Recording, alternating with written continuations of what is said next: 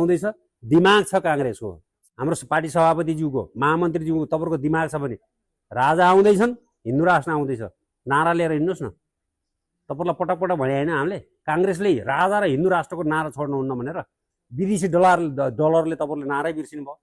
र अस्ति चन्द्र भण्डारी दाइको पनि इन्टरभ्यु सुने मैले यही हातले चाहिँ नि सिग्नेचर गरेको संविधान म कसरी उ गरौँ भनेर भन्नुभयो ए दाइ पाप लाग्दैन तपाईहरुलाई आफ्नो हिन्दू देवता कुल पितृ छोडेको संविधानमा सिग्नेचर गरे भनेर यत्रो छाती फुलाउनुहुन्छ यार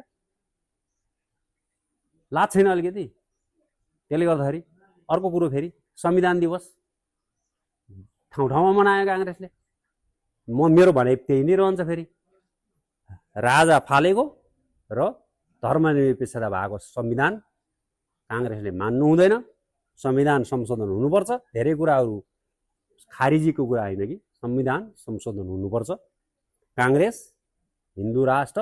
राजा सहितको सनातन हिन्दू राष्ट्रको पक्षमा गयो भने कांग्रेसको कल्याण छ हैन भने तपाई कांग्रेसका झोले म पनि कांग्रेसै हो जति गाली गर्नुस् जति कमेन्ट गर्नुस्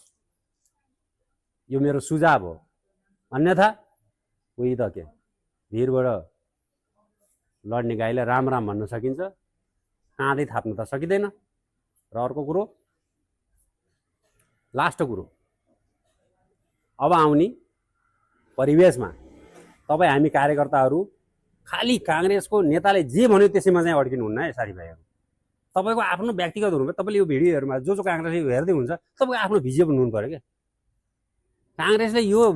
कालोलाई सेतो नेताले कालोलाई सेतो भन्दा बित्तिकै सेतो कालोलाई सेतै भन्दिने कालो त कालै हो नि त्यो तरिकाबाट जान पर्यो के तपाई हामी हैन र यदि यसरी गएन भने कांग्रेस भित्रै जेनजी आन्दोलन हुन जरुरी छ यदि भन्दै यो भिडियोबाट बिदा चाहन्छु हस् त सबैको दिन सुखमय रहोस् जय नेपाल नमस्कार।